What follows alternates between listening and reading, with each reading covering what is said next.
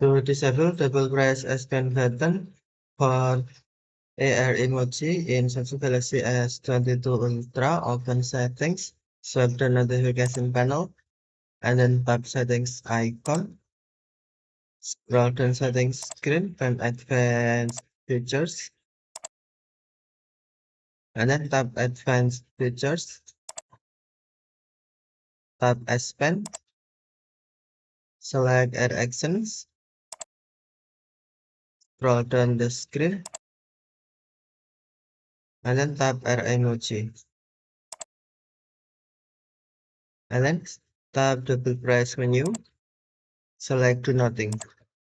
Now double press S Pen button for AR Emoji set as Do Nothing or Disable. Okay, thank you for watching. Have a nice day.